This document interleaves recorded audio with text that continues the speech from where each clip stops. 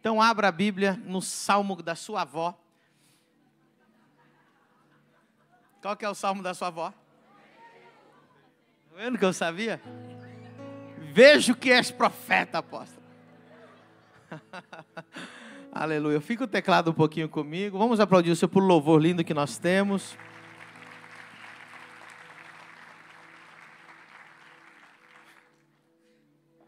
Certeza que na casa da tua avó tem o Salmo 91, bem amarelinho assim, encardidinho, de tanto tempo que está ali aberto.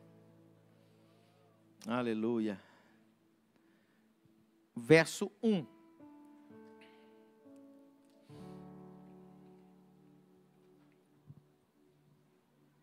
Está ali já. É que o meu retorno que não está funcionando. Aquele que habita no esconderijo do Altíssimo, à sombra do Onipotente descansará. Direi do Senhor, Ele é o meu Deus, o meu refúgio, a minha fortaleza, e nele confiarei. Porque Ele te livrará do laço do passarinheiro e da peste perniciosa. Ele te cobrirá com as suas penas e debaixo das suas asas te confiarás. A sua verdade será teu escudo e broquel. Não terás medo do terror de noite, nem de seta que voe de dia, nem de peste que ande na escuridão, nem da mortandade que assola ao meio-dia. 1000 cairão ao teu lado e 10.000 à tua direita, mas não chegará a ti. Você recebe essa palavra? Amém. Levante a mão direita e diga: Espírito Santo, eu abro a minha mente, o meu coração e meu espírito para receber a sua palavra e ser transformado por ela, em nome de Jesus, amém? Amém. Diga comigo: culto de ceia profético, amém? Quem veio hoje de manhã? Olha os fominha aí, ó. Os fominha vêm de manhã e vêm à noite, irmão, glória a Deus, aleluia. Não encontrou a varoa de manhã, quem sabe ela está à noite. Eita, meu Deus. E o varão, né? Eita, Jesus. Queridos, hoje é um culto profético, porque nós estamos falando sobre o ano do governo, que é o ano de 2024.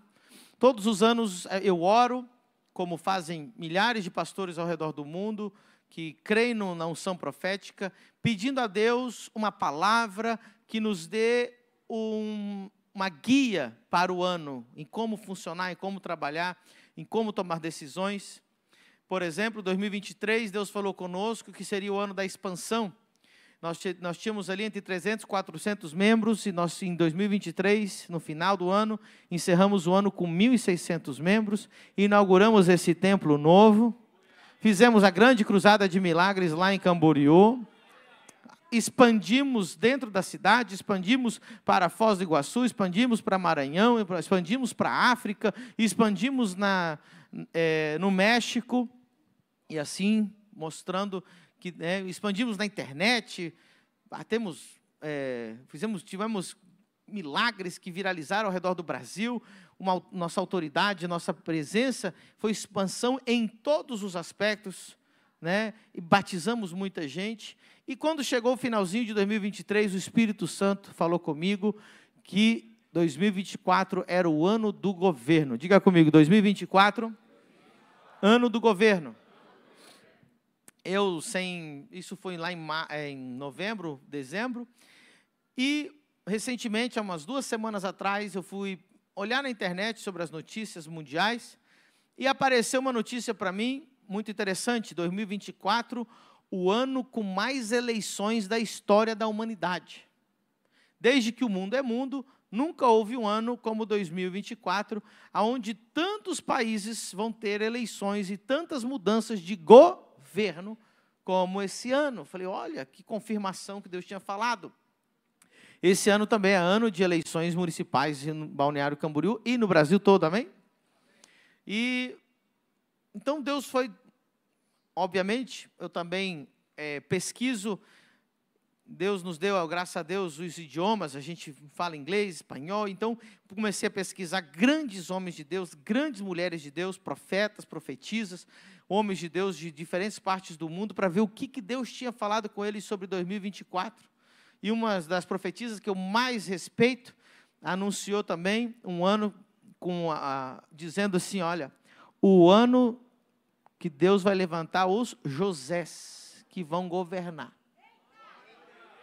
Eu falei, rapaz, o negócio é muito sério. E ela falava dos Josés que vão governar. Outra grande profetisa, essa que falou isso foi a Cindy Jacobs. Outra, a Ana Mendes, mandou o comunicado do que Deus falou para ela em 2024. E ela usou o mesmo versículo que nós usamos na virada. Um filho se nos deu e sobre os seus ombros está o governo. E eu falei, meu Deus, então tudo isso é grande confirmação. Por isso que eu estou dizendo, a mensagem que eu vou trazer hoje, mesmo na ceia, vai ser muito profético, amém? Pergunte, por quê, pastor? O Senhor, diga, por quê, pastor? O Senhor decidiu pregar isso na ceia. Porque tem aqueles irmãos que só vêm na ceia. Aí, se eu não fizer hoje, ele vai ficar perdido na unção profética, amém? Aqui não tem isso, né? Estou falando do pessoal da internet.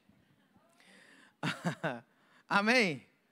Então, eu sei que eu li aqui, nós já vamos vir para o Salmo 91, mas eu quero agora começar a falar de José. Esse é o ano que Deus vai levantar os Josés, amém? José, quando nós pensamos em José, nós pensamos no Egito, não é verdade? E quando nós pensamos no Egito, o Egito representa o quê? O quê? O mundo, me ajuda, irmão. O que representa o Egito? O mundo. O Egito era uma terra muito rica, uma terra muito próspera, uma terra muito desenvolvida. Era uma terra, porém, pagã, uma terra com muitos deuses pagãos, uma terra com muita idolatria, uma terra com muita feitiçaria, uma terra com muita iniquidade, uma terra cheia de uma cultura contra a cultura de Deus. Se você pesquisar na cultura egípcia, a coisa pior que alguém pode fazer é ser pastor de ovelhas. Já na cultura de Deus, não há nada mais nobre que ser pastor de ovelhas. Na cultura de Deus, o homem precisa preservar, na Bíblia diz isso, a sua barba, que representa a sua autoridade, a sua hombria. Já os egípcios, barba era algo nojento que tinha que tirar. Eles eram uma cultura contra a cultura de Deus. Contra a cultura, né? Enquanto a cultura de Deus diz que só há um Deus, para eles existe um número gigante de centenas, milhares de outros deuses. E José foi parar no Egito. E deixa eu dizer algo para você. O objetivo de Deus nunca foi nos tirar do mundo. O objetivo de Deus foi tirar o mundo de nós. Essa cultura antiga, medieval, dos homens que queriam fazer monastérios e saírem do mundo para não se contaminar, não funciona assim. A Bíblia diz o contrário. Ide por todo o mundo e pregai o Evangelho, e sejam sal da terra, e sejam luz do mundo. Amém? Então, José foi o governador do Egito. Mas como que começou essa história? Porque já quero trazer para você o que Deus está me falando profeticamente, amém? Deus vai levantar nessa geração, e aqui na igreja eu estou olhando para muitos Josés. Josés que vão governar no meio da crise. Josés que vão governar no meio do caos. Josés que vão ser levantados. Gente que está sentada aqui agora serão Josés ainda esse ano. Você crê nisso? Queridos, José foi vendido pelos seus irmãos, chegou até o Egito como escravo vendido, e ele foi trabalhar na casa de Potifar. Olha que coisa interessante. Preste atenção, porque isso aqui é muito sério. Tem a ver com você. Não vim aqui te contar a história de José, eu vim aqui contar a sua história em nome de Jesus. Diga comigo, José foi vendido para o Egito. O meio de transporte para trazer José até o Egito foi a perseguição dos seus irmãos, a traição dos seus irmãos. Isso é muito sério. Se os seus irmãos não tivessem traído ele, ele nunca teria chego no Egito. E agora, aplicando para isso, Balneário Camboriú é muito parecido com o Egito. Nós temos grandes pirâmides em Balneário Camboriú, grandes torres em Balneário Camboriú. A riqueza que nós vemos em Balneário Camboriú, aqui existe muita promiscuidade, muita iniquidade, muita coisa terrível. E eu quero dizer para você, mesmo esse lugar sendo um Egito, Deus usou o Egito, através de José, para preservar o povo de Deus. Então, essa palavra é para você e ela é profética. Muita gente está aqui que foi vendida em outra cidade, foi rejeitada em outro ministério, foi rejeitado em outro estado, em outro país, tudo deu errado para você, você não sabe nem, chegou capotando em Balneário Camboriú, mas Deus está te plantando aqui para você se levantar em 2024, tomar posse dessa cidade, tomar posse da riqueza dessa cidade, tomar posse do governo dessa cidade. Para quê? Para preservar o povo de Deus. Diga comigo, para preservar o povo de Deus. Se você não entender isso, você estará fora do propósito de Deus. Deus não te trouxe para Balneário Camboriú para você comprar uma Mercedes, uma Ferrari e andar na Avenida Atlântica. Deus te trouxe aqui para você tomar o governo para preservar o povo de Deus. Pastor, eu quero reinar, eu quero governar, eu quero ser um José. Quantos querem ser um José? Mas para que você quer ser um José? Para se aparecer? Para mandar mensagem lá para os teus parentes que te rejeitaram? Ó, não foi isso que José fez. Quando José se encontrou com seus irmãos, ele perdoou os seus irmãos, e ele olhou no olho dos seus irmãos e disse assim: vocês me venderam achando que estavam fazendo mal para mim, mas a única coisa que vocês fizeram foi me enviar para o lugar do meu propósito.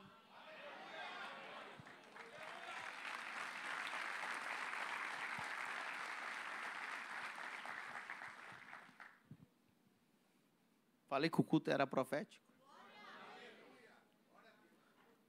Diga para a pessoa que está do seu lado, você veio para Balneário para governar. Amém? Posso ir mais profundo na revelação profética? Muito profundo. Essa é uma terra que mana leite e mel. Essa é uma terra poderosa. Por que Deus escolheu esse lugar? Diga comigo, para preservar o povo de Deus. Queridos, agora muita atenção. Se você pôs atenção até aqui, por favor, agora dobre essa atenção. Para quem está na presença de Deus, para quem vive para o propósito de Deus, não precisa se preocupar com nada. Mas para quem não está no centro da vontade de Deus, eu tenho só notícia ruim. Então não é para nós, amém? Amém, fraquinho. Não é para nós, amém? Mas para quem não está dentro do propósito de Deus, não está habitando no esconderijo do Altíssimo, a notícia é ruim.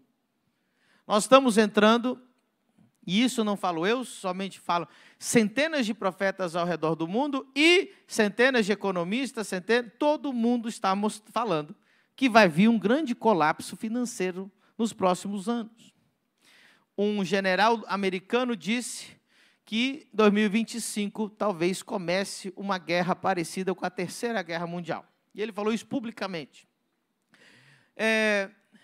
Para quem não sabe, Taiwan é uma ilha, um país, ilha, perto da costa da China, e eles são de origem chinês, porém eles são um país democrático, um país com pensamento ocidental, como nós, e um país que produz 80% de todo os microchips dos celulares e de computadores do mundo. Quem sabia disso? Quem não sabia disso? E a China disse, não só disse, como já demonstrou, e já cercou todo aquele país chamado Taiwan, e disse assim: nós vamos invadir, vamos tomar posse desse país. A última coisa que falta para China dominar o mundo é controlar os chips do mundo inteiro. Eles controlando a produção de todos os eletrônicos do mundo que precisam de chip, e hoje todos os eletrônicos do mundo precisam de chip, agora eles já controlam tudo. Você vê, tudo que nós estamos vendo aqui é China, irmão. É cadeira da China, a roupa é da China, o óculos é da China, tem até uma irmã aqui que é da China.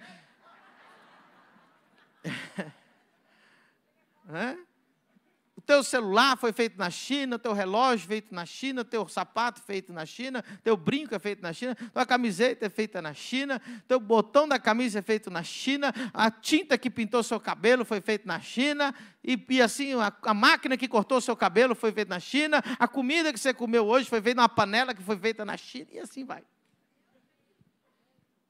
Mas agora eles vão querer dominar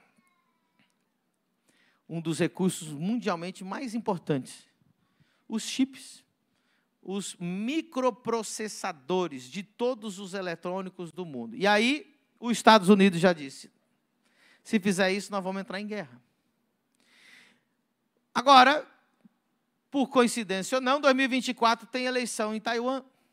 E a própria presidenta, isso eu assisti, eu com os meus próprios olhos, a presidenta do país disse assim: nas eleições nós vamos saber o que vai acontecer. O outro partido, que é contra essa presidenta, disse que se eles ganharem, eles vão entregar Taiwan para a China de mão beijada. Se a presidenta for reeleita ou o seu partido ganhar, ela disse que vai entrar em guerra com a China até o último homem que tiver que morrer, porque eles não vão se ceder aos comunistas. E os Estados Unidos e a Europa disse que vão entrar em guerra também. Isso são rumores de guerra, e está acontecendo debaixo do nosso nariz, ao mesmo tempo que Israel, Hamas e a Ucrânia, e agora Iêmen, e tudo isso está acontecendo ao mesmo tempo. Porém, 2024 ainda é um ano bom, é um ano que Deus vai ser um ano de vacas gordas, para você guardar sua riqueza e se preparar como José. Dá um glória, irmão. Não fica com medo, só para quem não está no propósito tem que ficar com medo. Você está guardado? Ei! 1000 cairão ao teu lado, 10.000 à tua direita, mas não chegará a ti. Você recebe essa palavra?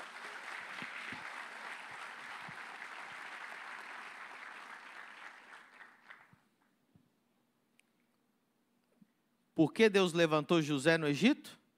Diga comigo, para preservar o povo de Deus. Se José não tivesse governado o Egito, se José não tivesse dado a instrução de guardar o trigo durante as vacas gordas, quando chegasse as vacas magras, e chegou as vacas magras, o povo de Deus teria morrido de fome, teriam padecido tanto Israel como todos os outros países vizinhos. Mas Deus usou José para preservar o povo de Deus. E colocou ele aonde? No Egito. Agora, olha o tanto que é profético o que está Deus falando com a gente aqui. Nós, Balneário Camboriú, Santa Catarina e família do Reino, seremos como José, que vai preservar muitas igrejas, muitos missionários, muitos pastores. Vamos preservar a vida de muita gente. Vamos fazer obra social como nós nunca fizemos. Nós, no meio desses problemas que estão por vir, seremos resposta de Deus. Você vai ser resposta de Deus. Você vai ser resposta de Deus. Você crê nisso? Diga, eu serei resposta de Deus para esse mundo em decadência. Deus está julgando as nações. Haverá uma maior mudança de governos mundialmente. Nós estamos falando já, vocês vão que está acontecendo, Trump, né, e Biden de novo, tudo acontecendo justamente em 2024. E você sabe que ninguém toma posse desse governo nesse ano. Quando que eles tomam posse? 2025. Por isso 2024 ainda é uma trégua. Por isso já quero te recomendar, não se endivide em 2024. Fique no teu canto, quietinho, junta tudo que você puder, porque esse ano é ano para guardar, para o tempo que vai vir depois. E muitos Josés, sabe o que vão fazer? Com isso que guardou, com isso que acumulou, vão poder fazer como José fez. José, em um ano daquelas vacas magras, comprou o Egito inteiro para Faraó, comprou as terras vizinhas para Faraó, ou seja, Deus vai fazer uma transferência de riqueza quando chegar as vacas magras.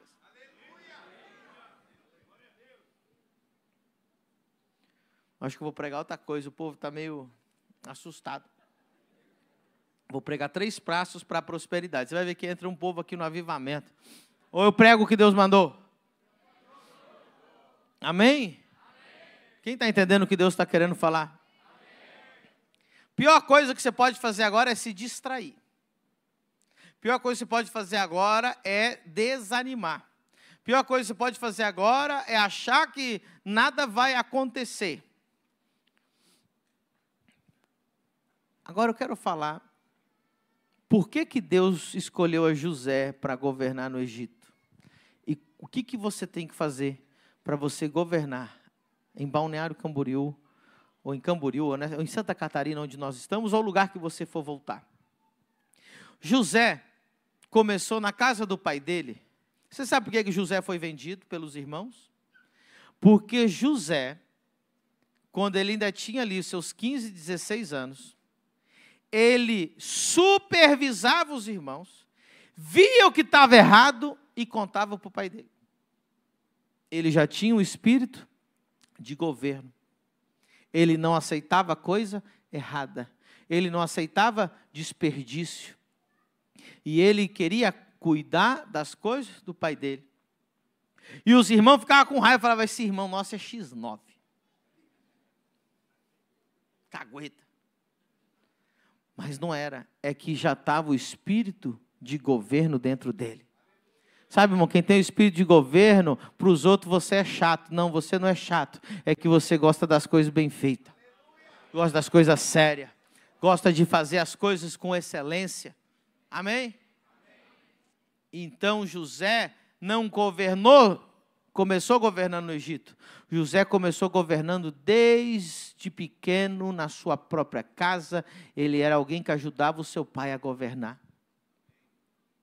E o pai dele tinha um carinho muito especial por ele. Aí quando ele foi vendido, ele foi parar como escravo na casa de Potifar. Potifar era um nobre do Egito, muito rico. E ele chegou lá para ser um escravo, para servir na casa, para ser mais um. Em pouco tempo, José, de ser um mero escravo, se tornou o mordomo administrador de toda a riqueza de Potifar. Aonde José era colocado, ele governava.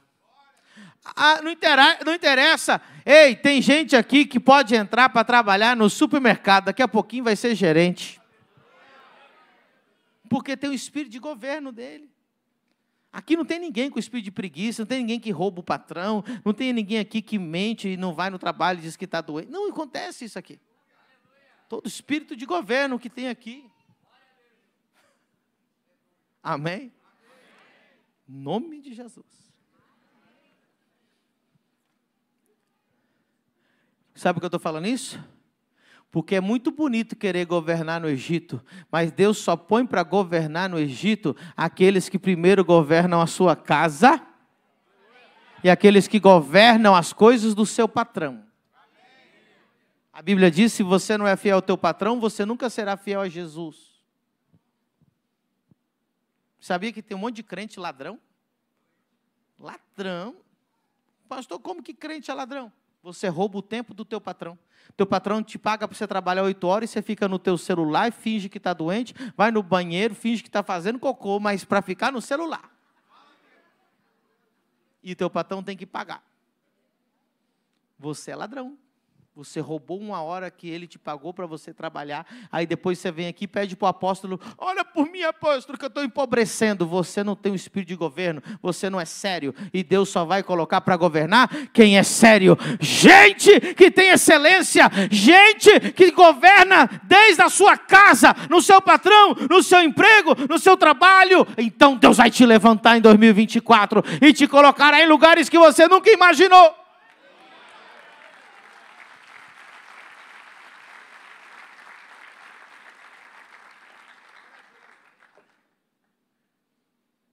Depois lê a Bíblia vai mostrar para você que você tem que ser fiel a teu patrão ímpio.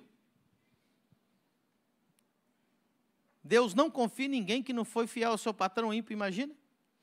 Aí você fica esperando Deus te dar uma grande bênção. Aí como eu não te profetizo uma bênção, você vai procurar no falso profeta em Camboriú para ver se ele faz alguma coisa. Bruxos gospel. Isso vigia, meu filho. Eu vou acalmar. Vou amenizar aqui, porque é domingo, né, irmão? Tem os domingueiros que não aguentam esse tipo de mensagem.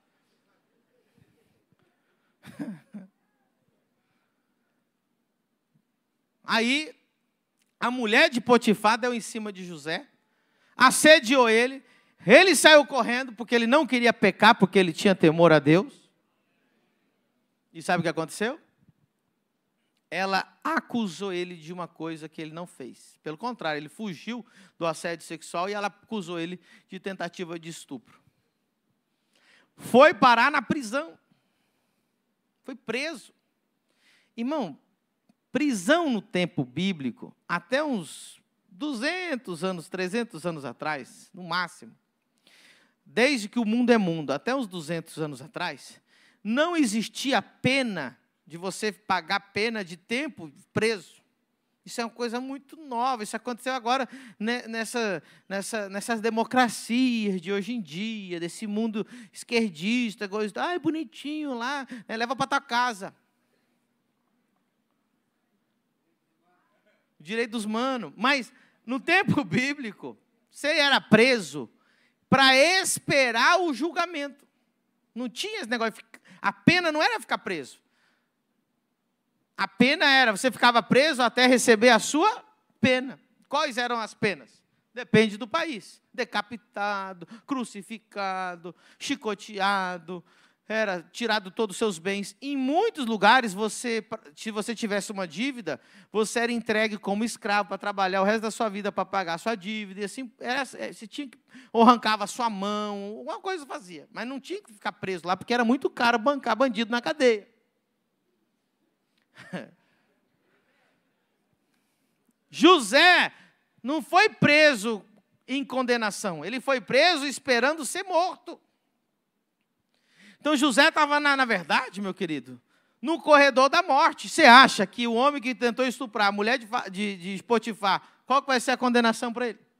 Lembra que lá tinha o padeiro e o copeiro? O que era a história lá? Que ou ia morrer ou ia ser absolvido. José estava ali, irmão, esperando morrer, mas ele tinha tanto espírito de governo, que mesmo sendo um homem preso, no meio da prisão, ele tinha uma postura, ele tinha um espírito, que o carcereiro deu para ele a chave da cadeia, e falou assim, você me ajuda a governar a cadeia.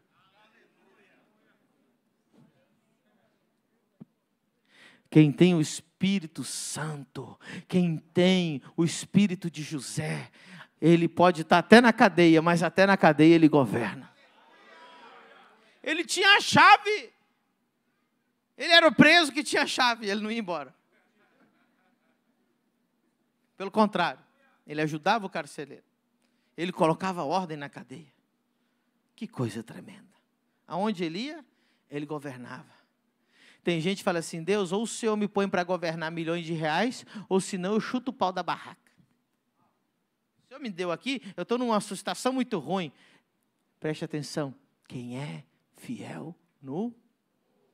será colocado no... Senhor, se o Senhor me fizer milionário, eu prometo que eu vou ser dizimista.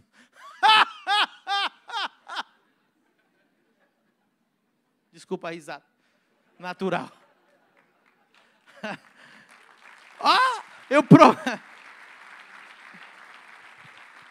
Meu filho, tu não consegue ser dizimista ganhando R$1.500. Tu acha que vai ser dizimista ganhando 1 milhão? Você acha que Deus é besta? Você acha que engana quem? Deus te testa no pouquinho. Sabe, você pode falar mal do que quiser do Edir Macedo e da Igreja Universal. Mas eu conheci gente que quando catava a latinha, chegava lá, o pastor falava assim, dizima da latinha que você catou. E esse homem que eu estou te falando que eu conheci, que era catador de latinha, hoje é milionário. Ele dizia assim, o pastor me ensinou a dizimar 50 centavos quando eu trocava R$5 em latinha. Porque o que ele aprendeu? Bíblia, irmão. Ser fiel no... E Deus vai te colocar no muito. Tem gente aqui que não para nem o emprego, irmão. Mas tem gente, irmão, que ele entra para colocar as coisas dentro da sacola do mercado. Lá embaixo, o mais raso. Daqui a pouco vira gerente. Porque tem um espírito de excelência. Esse ano, muita gente vai te chamar para ser gerente. Esse ano, muita gente vai sair de baixo e Deus vai colocar lá em cima. Porque Deus vai te colocar aí, pastor. Por que Deus vai me colocar nessa posição? Para você ter o governo para preservar o povo. Sabe, irmãos? Essa notícia só é ruim para quem não está no Espírito Santo, amém? Agora, deixa eu falar uma coisa para você. Você sabia que o rico, ele tem um ministério? Olha a cara de vocês. Pergunte para mim, apóstolo, qual é o ministério do rico? Jesus tinha muitos ricos no seu ministério. Inclusive, o ministério de Jesus era muito rico. Um dia eu falei isso e o irmão falou, não era rico nada. Eu falei, meu irmão, Jesus tinha tesoureiro. Você já viu pobre com tesoureiro? Eu vi pobre com tesoureiro. Tinha tesoureiro. Está escrito no texto, a palavra tesoureiro. E o sem vergonha roubava e não fazia falta. Imagina quanto que tinha. Mas como que era esse ministério? Jesus tinha, olha só, homens e mulheres que acompanhavam o seu ministério só para pagar as contas do ministério. Vou provar para vocês. Lucas 8, 2 e 3. Coloca no telão para a gente.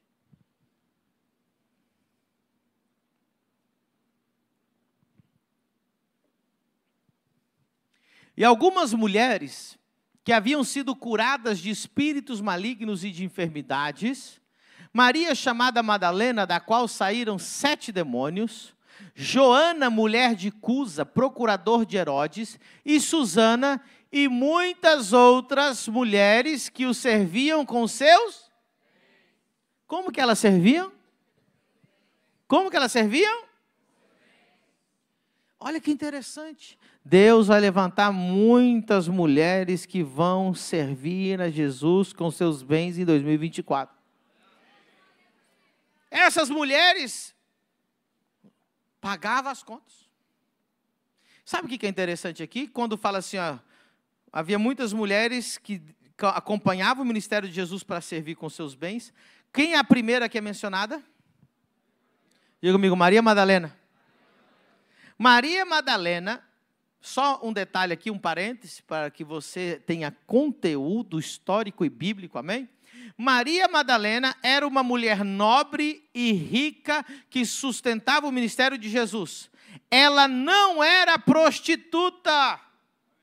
A pior mentira que inventaram sobre Maria Madalena é que era prostituta. Não existe, eu desafio qualquer teólogo no planeta Terra a achar 0,1% de um versículo que dê a insinuação que ela fosse prostituta. Porque se ela fosse prostituta, ela ia sustentar o ministério de Jesus com a prostituição. Maria Madalena era uma mulher nobre. Maria Madalena era uma mulher, como diz lá em Provérbios 31, uma mulher virtuosa, administradora, que tinha riquezas e ela sustentava o ministério de Jesus com outras mulheres que acompanhavam o ministério de Jesus. Chegava nas cidades, tinha que pagar as pousadas, pagava. Tinha que pagar a alimentação, pagava. O que estava faltando? Pagavam. Deus vai levantar gente, mulheres nessa igreja assim. Eu digo mulheres, sabe por quê? Porque elas às vezes têm muito mais coração que os homens. Posso continuar? Mas eu não respondi ainda a pergunta. Pergunte de novo, apóstolo. Qual é o ministério do rico? Cadê o meu tecladista? Qualquer um. Pode ser o Miquel, pode ser o Lipe, que estava aí agora. Meu Deus. Tá descendo correndo lá. Aí, ó. O pai do Lipe pode ser também. Do Lipe de quem mais vai ser agora? Pai de quem? Da Zoe, irmão. Coisa linda. Vai parecer com a mãe em nome de Jesus. Tá ligado, irmão?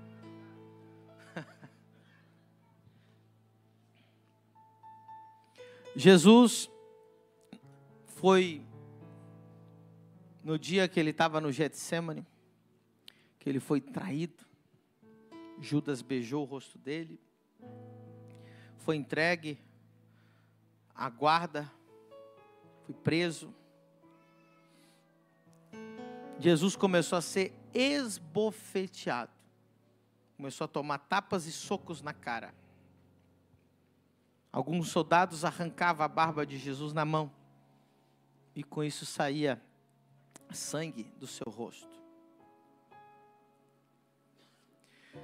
Quando decidiram chicotear Jesus, quase 40 vezes, o chicote romano, ele era feito, a pontinha do chicote, amarravam-se pedaços de osso, pedaços de metal, para que esses pedaços de ossos e de metal, no momento que batesse e aí puxasse, arrancasse pedaços. E assim não uma, nem duas, nem três, 39 vezes. Uma coroa de espinho, com espinhos de 10 a 15 centímetros, que quando forçada na cabeça, atravessava a carne e entrava até o osso, e depois que entrava, não tinha mais como sair. A lateral de Jesus, dos chicotes, já podia ver os órgãos internos, carne viva. Provavelmente os olhos inchados de todos os socos que ele tomava no rosto. Provavelmente a boca sangrando. E, por fim, crucificaram o nosso Senhor. Quero dizer uma coisa, ele fez tudo isso por mim e por você, por amor. Porque ele podia estralar o dedo e acabar com aquilo em qualquer momento, mas ele foi até o final por mim e por você. E nós vamos celebrar isso hoje, amém? No final ele foi crucificado com, não eram nem pregos, eram cravos gigantes que atravessaram, cortando nervos, tendões, atravessando a mão, os pés, numa cruz de madeira, nu, sendo o Rei dos Reis e Senhor dos Senhores, por amor a nós. Agora, qual era o objetivo dos romanos em fazer uma crucifixão tão terrível? Era um espetáculo terrorífico para aterrorizar qualquer um que se rebelasse contra as leis de Roma. O objetivo de crucificar naquela época era justamente que estivesse exposto, inclusive colocar ele em cima do monte, onde ficava bem visível esse monte chamado Gólgota. Eu estive lá. Ele não fica longe, não é um monte longe, ele é um monte que passa as pessoas embaixo dele, assim, bem pertinho. E a ideia de crucificar é que não se retirasse mais o corpo dali. É que os corvos e os abutres comessem a carne enquanto as pessoas assistiam aquela cena. Era o intuito dos romanos. Isso que aconteceu com os outros ladrões. Porque o judeu, a crença judaica, e eles têm bastante versículos para respaldar isso, a crença do judeu é o seguinte, que você só pode ressuscitar se você for enterrado. Se o teu corpo for comido pelos bichos, pelos animais, ou se o teu corpo for cremado ou queimado, você não ressuscita mais.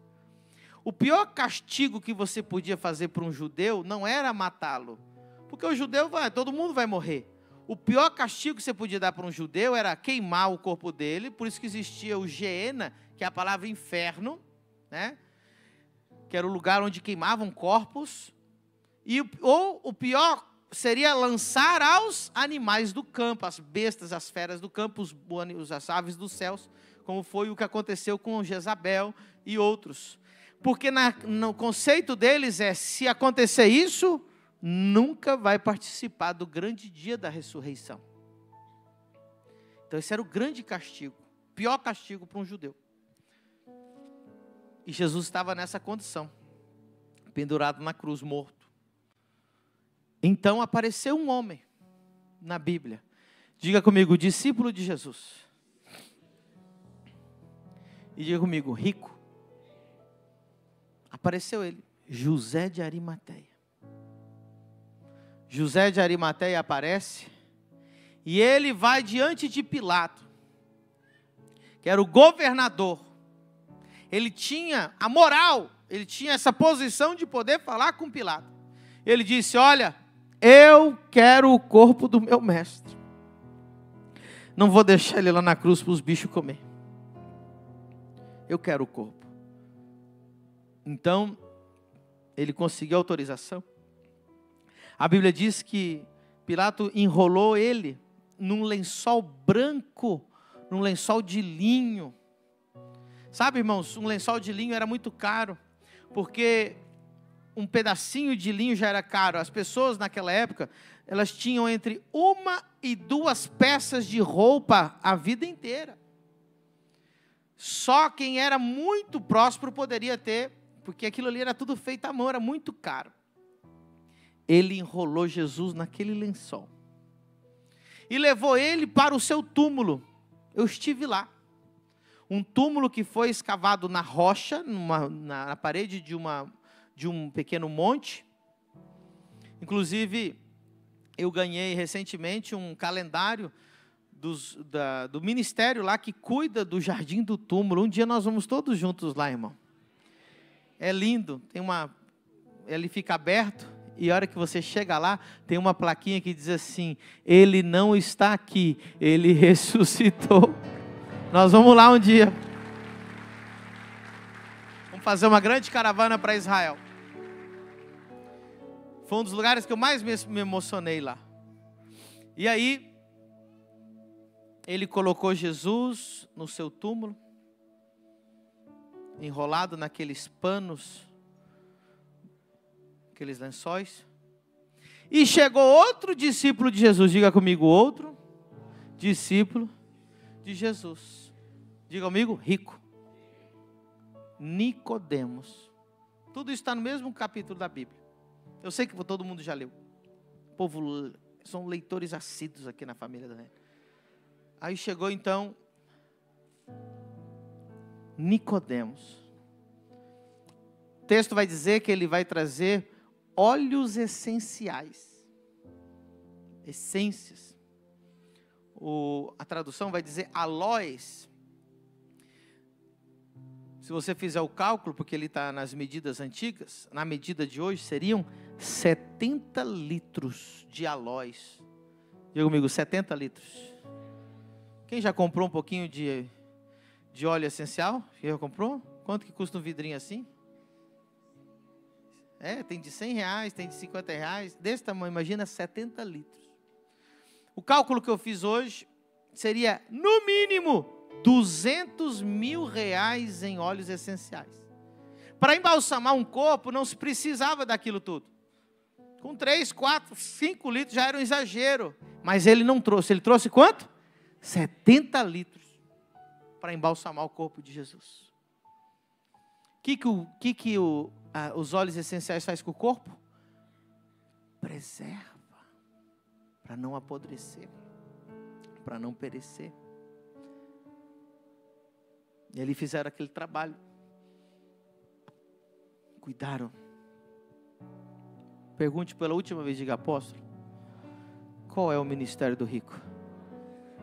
O ministério do rico é cuidar e preservar do corpo de Cristo, para que ele não pereça, para que ele não passe calor, para que ele não passe frio, para que ele não fique sangrando, para que ele não fique sofrendo. Quantas igrejas perecem, sofrem, sangram, porque o rico renunciou ao seu ministério de cuidar. Nem sabe que Deus te ungiu para isso. Eu profetizo que Deus vai levantar grandes Josés de Arimateia nessa igreja. Profetizo que Deus vai levantar grandes Nicodemos nessa igreja. Talvez você nunca vai pegar no microfone dessa igreja. Talvez você nunca vai pregar numa cruzada de milagres. Mas Deus vai te usar para cuidar, preservar o corpo de Cristo. E essa grande guerra que está vindo, essa crise mundial que está chegando, Bill Gates já anunciou que está vindo outra pandemia, porque ele já sabe quando elas vêm, né? Parece até que foi ele que fez. Deus vai levantar Josés de Arimateia para preservar. Quando a casa estiver caindo, quando o corpo de Cristo estiver dilacerado, porque está vindo perseguições, irmão. Está vindo grandes perseguições. Existe complô, e não é só no Brasil, toda a América Latina, em outros lugares do mundo. O corpo de Cristo tem padecido, mas só padece porque os Josés de Arimateia, em vez de estar cuidando do corpo de Cristo, estão andando de lancha aí. Um dos meus discípulos aqui da igreja, que eu estou preparando ele para ser um José de Arimateia, ele fez um estudo e me mandou. E eu fiquei tão feliz, falei, uau.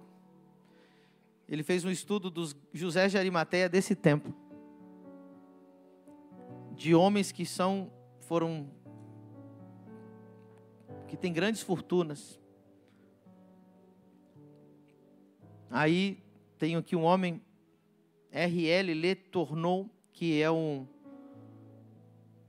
tem mais de 300 patentes, inventor de grandes equipamentos gigantescos, de máquinas gigantes, bilionário. Ele doou 90% da sua fortuna em dízimos e ofertas. Aplauda o Senhor por isso.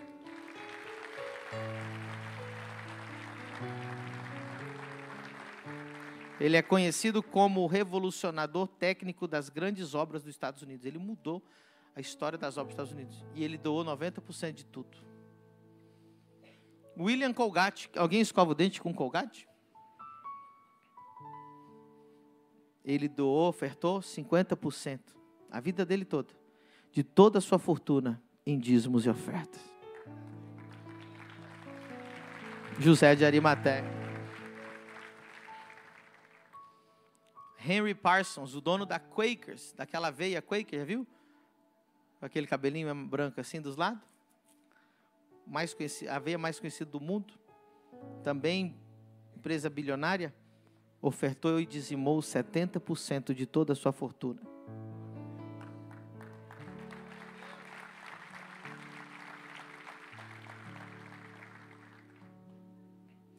David Green, fundador da Hobby Lobby, que é uma empresa de decoração dos Estados Unidos com mais de 800 lojas, registra uma receita de vendas de 4 bilhões de dólares. Ofertou já e oferta sempre 50% da sua renda em dízimos e ofertas. Vivo hoje.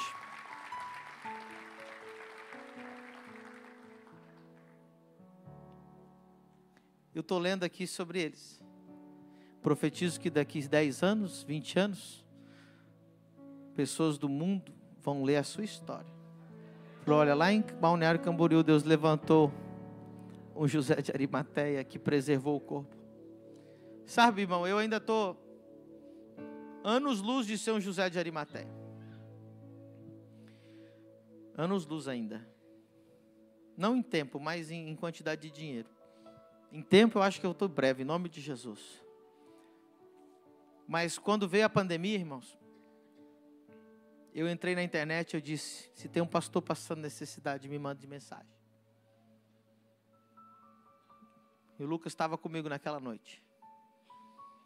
Sabe, irmãos, no meio da pandemia, o corpo de Cristo padeceu muito. E teve ricos que, em vez de ajudar no meio da pandemia, saíram da igreja. E eu disse, eu quero ajudar com o que eu tiver. Pastores que tinham que fazer cirurgia, eu fui lá e paguei. Pastores que tinham quebrado o seu carro, fomos lá e consertamos.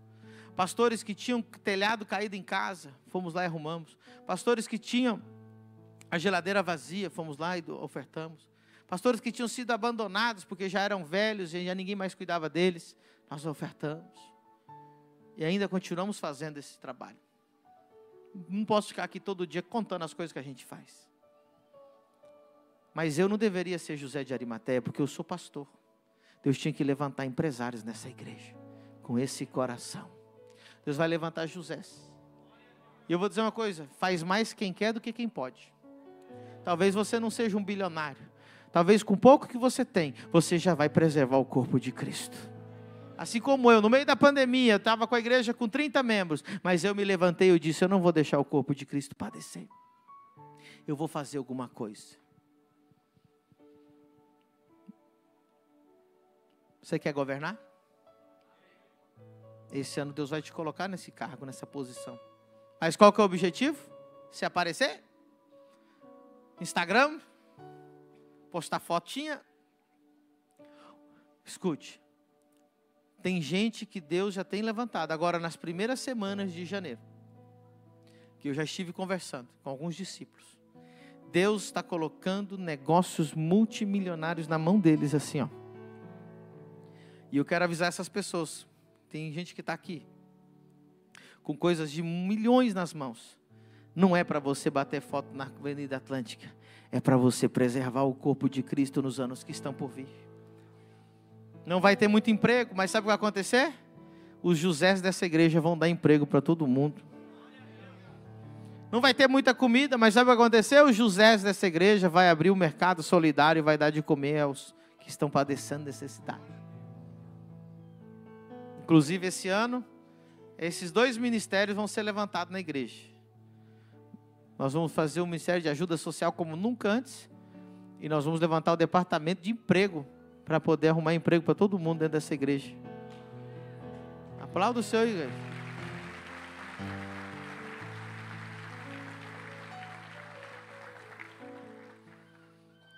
Deus é maravilhoso. Você está feliz? Como eu disse, para quem não está em Cristo, irmão, a notícia é ruim. Mas para nós, quando acontece a crise, é quando Deus levanta os verdadeiros homens de Deus. Quando vem a crise, é quando Deus levanta os verdadeiros Josés. Sabe, irmão? José de Arimateia só apareceu por causa da crise. Senão ele nem ia aparecer no texto bíblico. Porque ele seguia Jesus de um jeito que ele não tinha que ficar pegando o microfone. Ele servia com seus bens. Quero dizer para você, para a gente encerrar, que em Sofonias 3, 8 ao 13, nós vamos encerrar lendo isso aqui, para você entender o que vai acontecer. Sofonias, tem como colocar na minha tela aqui? 3,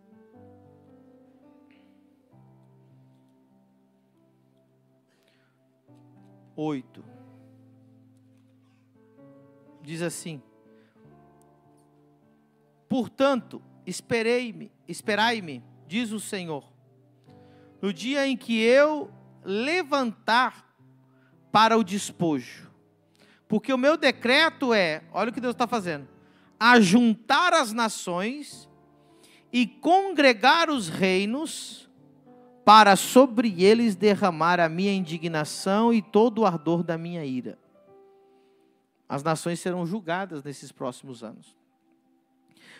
Porque toda esta terra será consumida pelo fogo do meu zelo.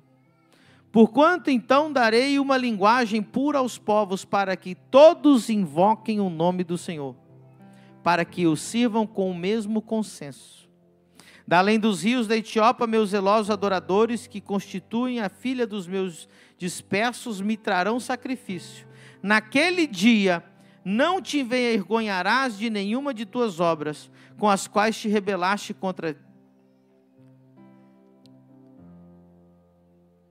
mim, porque então tirarei do meio de ti os que exultam na tua soberba, e tu nunca mais te ensoberbecerás no meu monte santo, mas deixarei no meio de ti um povo humilde e pobre. Essa palavra pobre é quebrantado de coração, e eles confiarão no nome do Senhor. Olha o 13, o remanescente de Israel não cometerá iniquidade, nem proferirá mentira, e na sua boca não se achará língua enganosa, mas serão apacentados e deitar-se-ão, e não haverá quem os espante.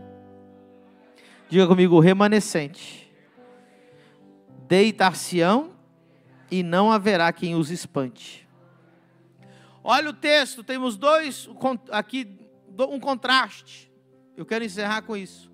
Deus vai reunir as nações da terra, como está fazendo, vai derramar a sua ira, mas o remanescente, o que é o remanescente? Aqueles que permanecem fiéis, aqueles que não dobram os seus joelhos diante de Baal, nem de Jezabel, nem da Babilônia, nem do Egito, aqueles que se preservam santos e não se corrompem. Deus vai levantar um grande remanescente, que mesmo apesar de tudo isso, deitar-se-ão sossegadamente. A Bíblia diz, irmãos, que passaremos pelo fogo, mas o fogo não vai nos queimar. A Bíblia diz que Deus não vai nos livrar do fogo. Ele vai nos passar pelo fogo, mas o fogo não vai.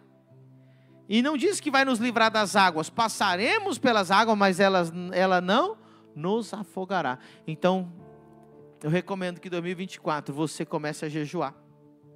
2024 você se acerte com Deus. 2024 você não faça dívidas. 2024 você economize. 2024 você coloque o teu depósito de oração e jejum lá em cima, que Deus vai te colocar em lugares de governo. E quando as nações começarem a chacoalhar, você será um José. Você vai estar governando para preservar o corpo de Cristo. Vamos ficar em pé nessa noite maravilhosa. Vamos aplaudir o nome de Jesus.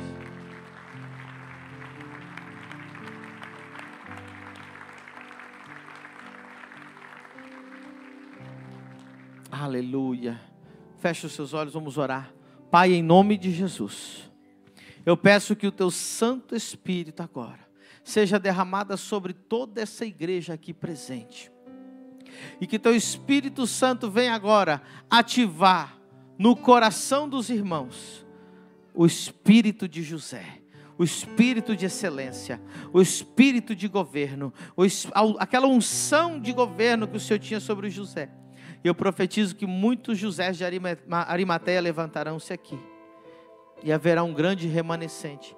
Pai, aquele que está triste, desanimado, aquele que não está ligado ao corpo, que o Senhor venha trazer sobre ele arrependimento de pecado, que o Senhor venha convencê-lo de pecado, juízo e justiça, que o Senhor venha fazer, Senhor, uma restauração na vida de cada um. Ainda com os olhos fechados, se você tiver que pedir perdão a Deus agora, se você tiver que se restaurar com Deus, se você tiver que se reconciliar, se você tiver que colocar a tua vida alinhada com Deus, esse é o momento. Obrigado, Jesus. Aleluia. Vamos cantar. Usa-me como um farol que brilha no. Quem sabe canta esse louvor. Ponte sobre as águas como abrigo no deserto, flecha que acerta o alvo. Quero ser usado da maneira te agrada.